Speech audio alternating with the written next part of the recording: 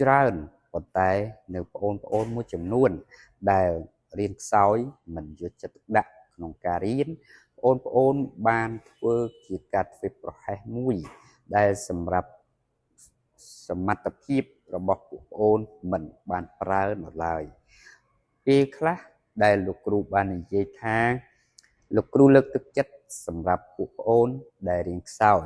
ដោយសារតែពួកប្អូនមិនទាន់បានប្រើសមត្ថភាពខួរក្បាលរបស់ខ្លួនគឺ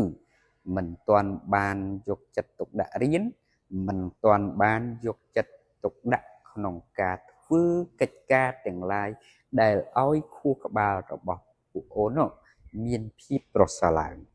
ដូច្នេះក្នុងការរស់នៅយើងត្រូវបញ្ចូលចំណេះដឹងឲ្យខ្លួនឯងមានសមត្ថភាពសមជាមួយនឹងបរិបទសង្គមរាល់ថ្ងៃគឺប្រើប្រាស់បច្ចេកវិទ្យាទំនើបសង្គមរាល់ថ្ងៃប្រើប្រាស់ប្រព័ន្ធ AI សង្គមរាល់ថ្ងៃប្រើប្រាស់ប្រព័ន្ធដែលជាទំនាក់ទំនងបណ្ដាញសង្គមដ៏ល្អសម្រាប់មនុស្សទូទៅមានសេវាកម្មយ៉ាងល្អប៉ុន្តែបងប្អូនក៏មិនបានមើលឃើញថាអ្វីដែលទីតាំងណាដែលពួកអូនស្ថិតនៅទីតាំងណាដែលពួកអូនទទួលបានផលប្រយោជន៍អំពីចំណេះដឹងអំពីសមត្ថភាព AI អំពីសមត្ថភាពផ្ទាល់ខ្លួនរបស់ពួកអូននៅពេលដែលពួកអូនមានចំណេះដឹង AI មិនអាចវាយលុកវាយប្រហារលើការងារផ្ទាល់ខ្លួនលើជីវភាពផ្ទាល់ខ្លួនរបស់ពួកអូនបានទេប៉ុន្តែនៅពេលដែលពួកអូនមានសមត្ថភាពទាបជាង AI មានសមត្ថភាពទាបជាងបច្ចេកវិទ្យាពេលនោះធ្វើឲ្យប្រព័ន្ធបច្ចេកវិទ្យា AI គ្រប់គ្រងលើការងារទាំងឡាយដែលពួកអូនកំពុងតែរស់នៅប្រចាំថ្ងៃការងារទាំងឡាយលើសេវាកម្មការងារទាំងឡាយលើផ្នែកអាជីវកម្មការងារទាំងឡាយលើផ្នែកពលកម្មរបស់មនុស្សធម្មតា AI និងបច្ចេកវិទ្យាទំនើបឬតាមរយៈ robot ធ្វើការងារជំនួសពួកអូនដោយសារតែពួកអូនមិនមានលទ្ធភាពដោយសារតែពួកអូនមិនបានប្រើប្រាស់ខួរក្បាល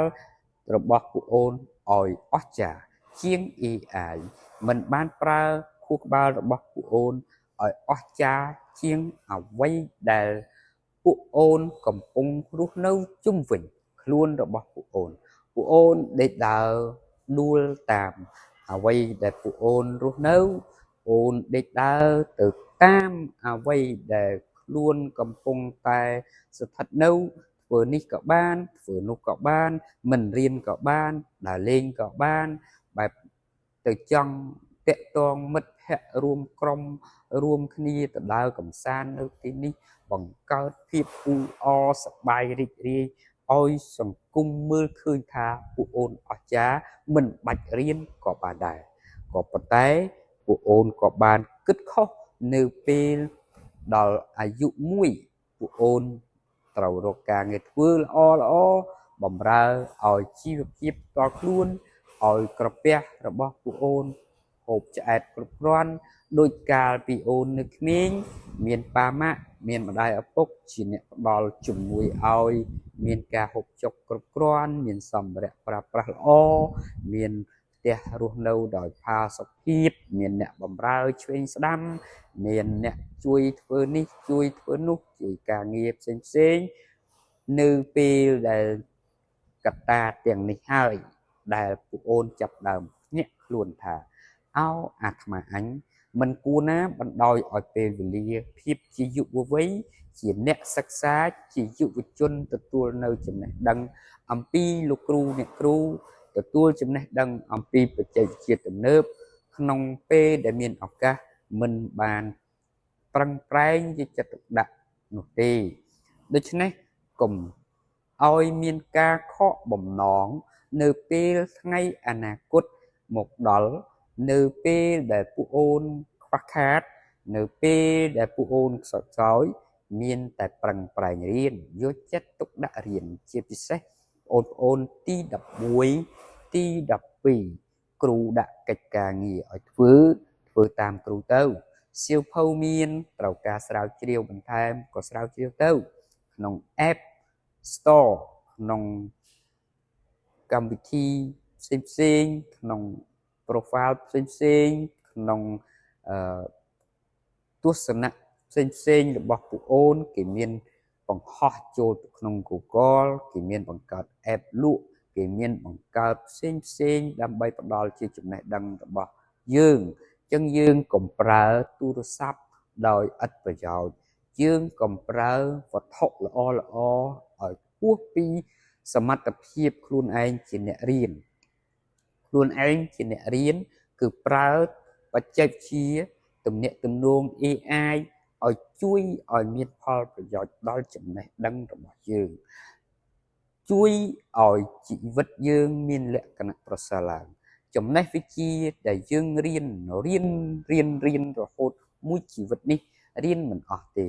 ក៏ប៉ុន្តែក្នុងមួយជីវិតយើងយកបានតែ30%ទៅ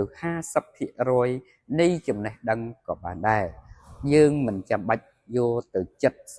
70%និង100%នោះទេដូច្នេះការរៀនរបស់យើងគ្រប់គ្នាគឺរៀនដោយយកចិត្តទុកដាក់រៀនដោយមានភាពច្បាស់លាស់រៀនដោយការគិតដ៏ល្អត្រឹមត្រូវសម្រាប់ជួយខ្លួនឯងសម្រាប់ជួយគ្រួសារសម្រាប់ជួយសង្គមទាំងឡាយណាដែលសម្បូរទៅដោយធនធានមនុស្សសង្គមទាំងនោះគឺជាសង្គមដ៏អស្ចារ្យសង្គមទាំងនោះជាសង្គមដែលធ្វើឲ្យមនុស្សសម្បូរទៅដោយភាពសប្បាយរីករាយប្រទេសទាំងឡាយណាដែលមានធនធានមនុស្សល្អច្រើនមានធនធានមនុស្សពូកែច្រើនតាមរយៈពួកអូនដែលប្រឹងប្រែងរៀនគ្រប់គ្នាមិនសូវជាយកចិត្តទុកដាក់នឹងអំពើអបាយមុខនៅក្នុងសង្គមផ្សេងដែលជះឥទ្ធិពលដល់ការសិក្សារបស់ពួកអូនពេលនោះអូននឹងដឹងថាអ្វីដែលជា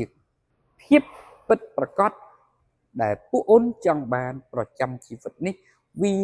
នឹងមានភាពប្រសើរឲ្យពួកអូនជាមិនខានជាចុងក្រោយលោកគ្រូស្នើសុំឲ្យពួកអូនប្រឹងប្រែងរៀនដោយយកចិត្តទុកដាក់ត្រឹមថ្នាក់ទី11ទី12នេះឲ្យច្បាស់លាស់ខ្លួនឯងពីសិស្សខ្សោយទៅសិស្សល្អក្រាន់បើឬក៏អាចឈានទៅដល់សិស្សពូកែត្រឹមតែរយៈពេល2ឆ្នាំជូនពរសុខភាពល្អសំណាងល្អ